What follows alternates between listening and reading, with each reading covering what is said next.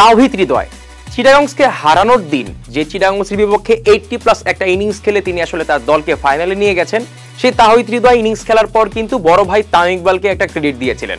তবে এই ক্রেডিট কি ফাইনালে থাকবে? কেননা আনলাকি যে একটা তকমা, সেই তকমা কিন্তু লেগে গেছে তাওহিদ হৃদয়ের নামের পাশে। তিনি যখন ফাইনাল খেলেন তার দল কেমনে কেমনে জানি আসলে হেরে যায়। এই জিনিসটা কিন্তু সোশ্যাল মিডিয়া আপনারা দেখেছেন। কেন এমনটা হয় তা নিয়ে একটু আলোচনা করা যাক। এর আগের বারে বিপিএল এর দৃশ্যপটটা একটু দেখুন। Fortune Barishal Comilla Victorians final খেললো, জিতলো কে? ফরচুন বরিশাল।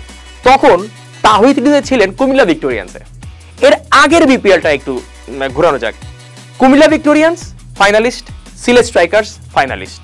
তাওহিদ হৃদয় কোথায় খেলেছেন? সিলেটে। ফাইনাল কে জিতলো? কুমিল্লা ভিক্টোরিয়ান্স। এর আগের যেই সেশন, সেই সেশনে যান, সেখানে দেখবেন কুমিল্লা ভিক্টোরিয়ান্স ফাইনাল, আবার এই ফরচুন বরিশাল ফাইনাল। কে জিতলো? কুমিল্লা ভিক্টোরিয়ান্স। আর বরিশাল দলে কে খেলেছে?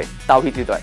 তার মানে গেল 3টা বিপিএল এর দিকে যদি আপনি তাকান, তাওহিদ হৃদয় প্রথমে বরিশালের হয়ে খেলেছেন, ফাইনালে গেছেন, দল হেরেছে। এর পরবর্তী সিজনে তিনি খেলেন সিলেট স্ট্রাইকার্সে, তার দল দুর্দান্ত খেললো, পুরো টুর্নামেন্টে ভালো খেললো, ফাইনালে কুমিল্লা ভিক্টোরিয়ান্সের কাছে হারলো।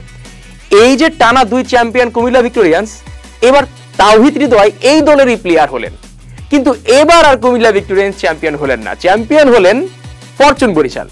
আবার এই ফরচুন বরিশালের হয়ে এবার তাওহিদ হৃদয় ফাইনাল খেলতে মাঠে নামবেন। ভক্তরা সোশ্যাল মিডিয়ায় বলছেন যে এই ফরচুন বরিশালকে আসলে থামাতে পারেনি অন্য কোনো দলই আসলে পাত্তা পাচ্ছেন না। গ্যালারিতে অনেক দর্শক আসে, সবাই মিলে সাপোর্ট করে একটা দলকে, পুরো 95% দর্শক আসে শুধুমাত্র ফরচুন বরিশালের জন্য। ইম্প্যাক্টফুল প্লেয়ার, ফরেন প্লেয়ার, দেশি প্লেয়ার সবকিছু মিলে বরিশালকে হারানোর মতো কিছুই নেই।